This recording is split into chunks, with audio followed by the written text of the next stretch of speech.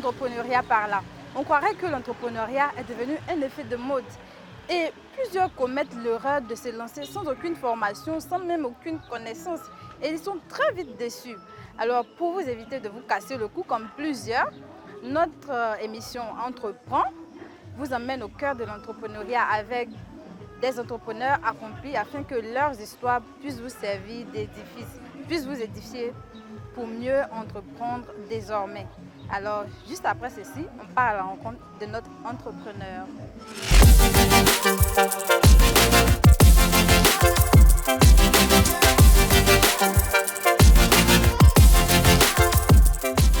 Chers téléspectateurs, bonjour. Aujourd'hui, nous sommes avec M. Ange Camara, un homme pétri de talent, grand entrepreneur aussi. Il va nous raconter son histoire pour que cela puisse vous servir d'exemple. Monsieur Ange Camara, bonjour. Bonjour. Comment vous allez? Très bien, chez vous? Chez moi également, ça va. Alors, dites-nous, est-ce que vous pouvez vous présenter à nos téléspectateurs qui ne vous connaissent pas, afin qu'ils aient plus d'informations sur vous? D'accord. Je suis Ange Camara, Oui. consultant en communication et marketing. D'accord. Et j'aide les entrepreneurs, les dirigeants de marque à pouvoir atteindre leurs différents objectifs en ligne. D'accord. Donc, pourquoi le nom Ange Marketing comme ça? D'accord. Le nom Ange du marketing vient de deux réalités en fait. D'accord. Tout à l'heure, durant ma présentation, j'ai dit que je m'appelais Ange Camara. Donc, j'ai pris le prénom Ange. Et comme j'aime particulièrement le domaine du marketing, j'ai décidé de me créer ce personnage qui n'est pas forcément fictif parce que bien évidemment je suis dans le marketing car je le disais tout à l'heure, j'aide ces entrepreneurs qui ont besoin d'atteindre des objectifs spécifiques surtout en ligne. D'accord. Et dites-nous alors, comment étaient vos débuts? Est-ce que ça a été tenace ou c'était léger? Pour dire vrai, mes débuts étaient faciles. D'accord. Facile à la mesure où j'avais des clients. D'accord. Car c'était un secteur d'activité, je parle du marketing digital. D'accord. Précisément au niveau de la sponsorisation. C'était nouveau pour les Ivoiriens. Et donc, tout le monde me contactait facilement pour bénéficier de mes prestations, surtout au niveau du sponsoring.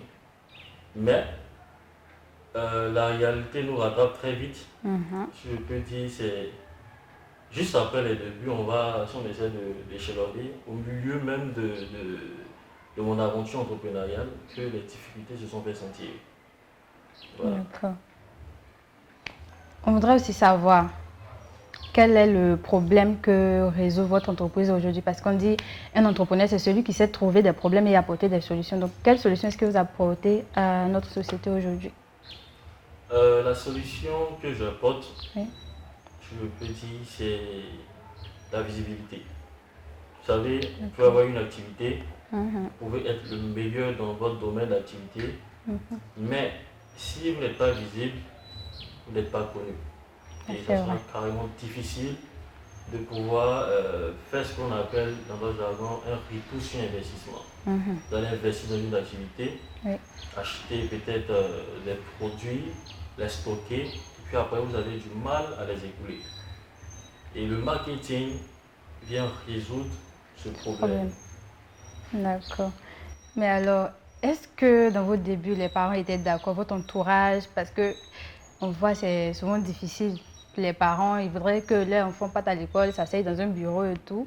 Et vous décidez comme ça de prendre le chemin de l'entrepreneuriat. Est-ce que ça a été facile? Cela n'a pas été du tout facile. Oui. Si je peux dire, j'ai été encouragé et j'ai été découragé aussi par mes parents. Parce que le deal, j'ai passé un deal avec mes parents. Il fallait que je continue mes études tout en entreprenant. Voilà. Donc, je faisais des cours du soir. Et le matin, j'étais dans ma petite entreprise en train de donner mes différentes prestations. Et c'est après, quand il a fallu faire un choix définitif entre poursuivre mes études, faire des grandes études, par exemple, je suis arrivé au master en droit des affaires et fiscalité, que ce fut vraiment difficile. Parce que mon père, lui, carrément, il était contre. ma mère m'a toujours soutenu à ce niveau. Mais c'était carrément difficile parce qu'il fallait faire un choix. Il fallait soit poursuivre, comme je disais, l'aventure professionnelle, passer des concours, avoir un avenir plus radieux, en griffe. Oui. Voilà, mais moi j'ai tenu à être voilà, ce personnage-là dans le marketing pour aider les autres. D'accord, super. À quel moment est-ce que vous avez compris que votre activité serait rentable? Est-ce que c'est au début ou à la fin? Donc, je ne vais pas dire à la fin, mais est-ce que lorsque vous avez commencé, vous avez dit que ce projet-là va me rapporter de l'argent, donc il faut que je me lance tout de suite? Ou vous avez dit je vais me lancer, et puis d'abord pour aider les gens, puis l'argent viendra après? D'accord. Il faut dire que c'est parti d'un constat personnel. Moi, j'ai ma propre manière de tester si je paye différentes prestations. D'accord. Si j'observais que cette prestation-là, moi-même, me permet de régler une solution, effectivement, je me lance dans cette action et puis j'essaie de faire de la publicité. Et c'est ce qui s'est passé avec la sponsorisation. Cela m'a été bénéfique et je dis sûrement que d'autres personnes sont dans le même souci, mais peut-être le même souci que moi. Exactement. Donc, j'ai dû tester et véritablement, mon activité a décollé grâce à une recommandation. Grâce à une recommandation sur Facebook, j'ai eu de nombreux messages, pas d'une centaine de messages sur mon Messenger. Et là, tout de suite, j'ai déroulé la machine, j'ai apprêté mes différents packages, mes différentes prestations. J'étais prêt pour pouvoir répondre voilà, à ce flux de clients qui venaient vers moi. Parce que c'est ça aussi. On peut lancer un business, mais après, il faut avoir la capacité de réagir lorsque les clients se font savoir. D'accord.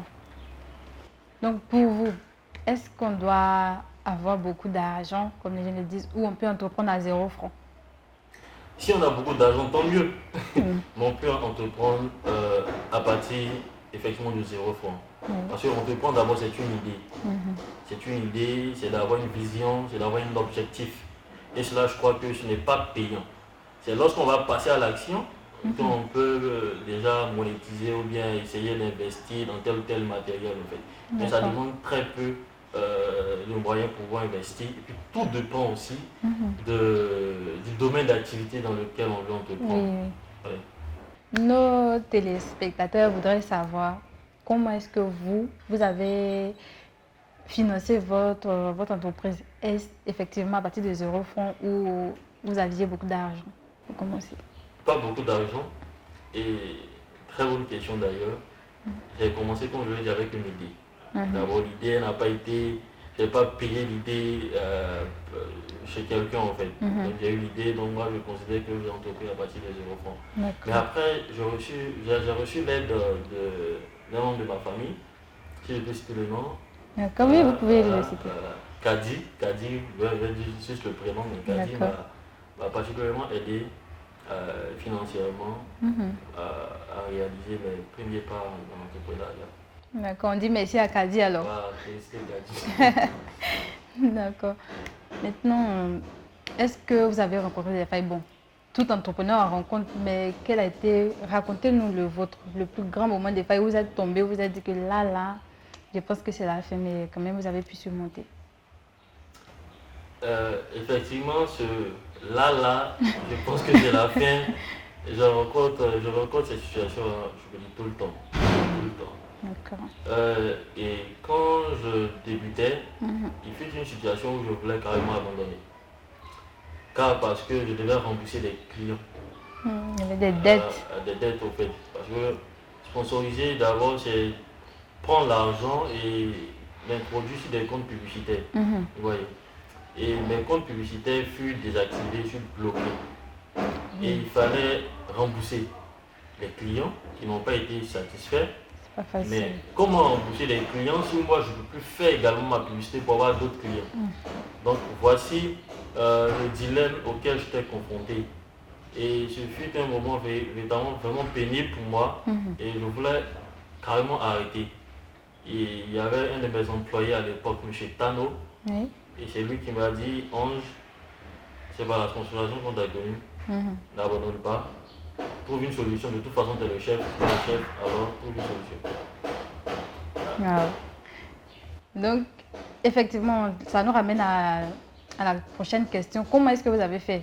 Il vous a dit de trouver une solution. Quelle est la solution que vous avez trouvée pour surmonter cette épreuve, si on peut le dire comme ça? La solution, elle était sous mes yeux, c'est le fait de pouvoir communiquer véritablement avec les clients.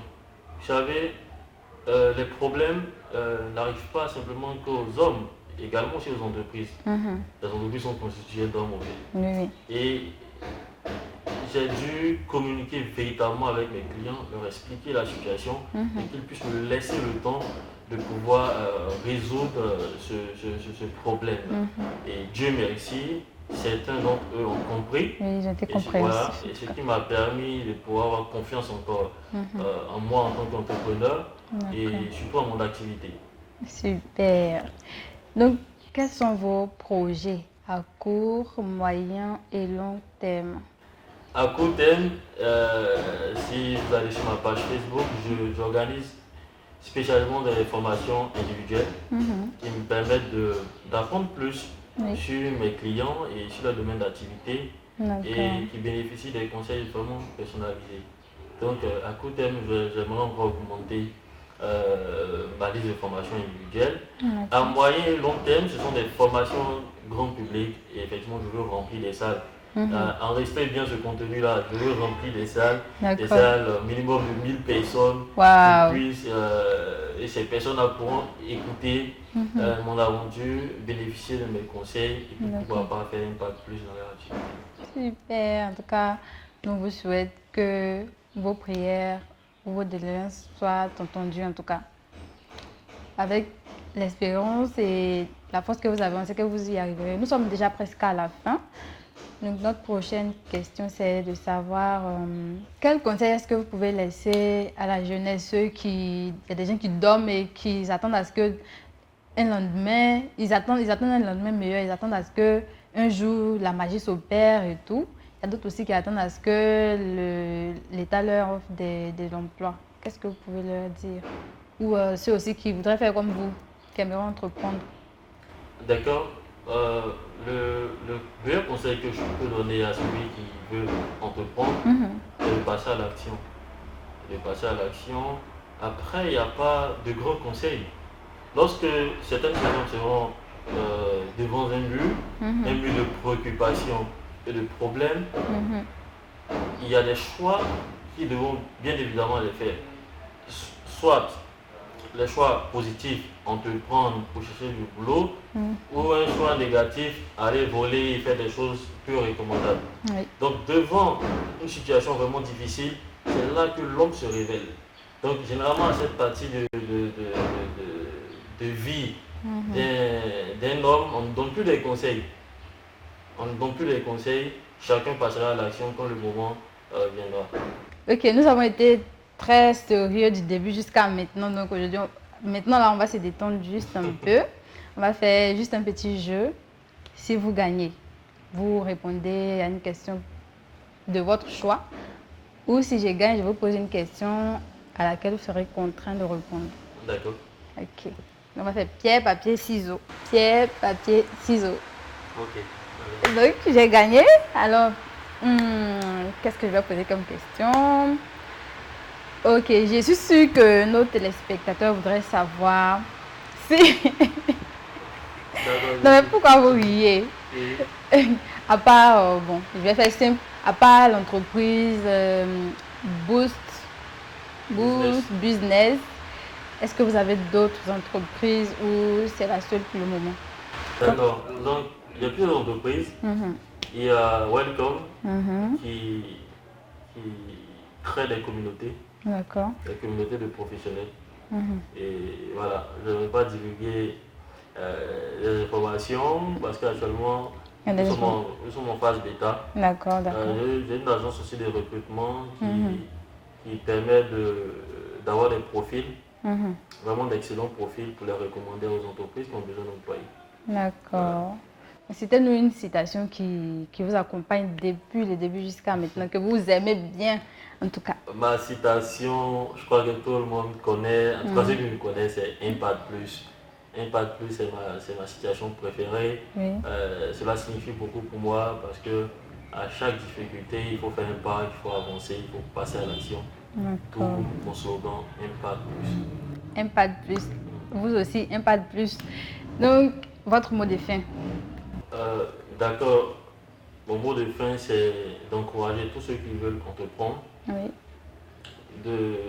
qu'ils puissent aussi noter cette notion vraiment de productivité. Ils doivent savoir que le temps est la valeur que chaque être humain bénéficie gratuitement. Tout le monde a 24 heures dans la journée. Mais après, la différence se situera sur l'utilisation de ces 24 heures. Effectivement. Si on prend ces 24 heures pour se distraire, et bien on sera distrait. Si on prend ces 24 heures pour acquérir de la connaissance, je vous assure que vous serez le prochain serial entrepreneur. Ok, donc nous sommes à la fin. Merci, monsieur camarade, d'avoir accepté de nous recevoir chez vous. On a été très heureux de passer cette journée avec vous. Donc, vous aussi, j'espère que vous avez compris ce qu'il a dit et que vous allez suivre ces conseils-là qui vont pouvoir vous aider afin d'entreprendre pour ne pas casser votre cou, comme on le dit. Donc, d'ici là, je vous dis à très prochainement. Ciao.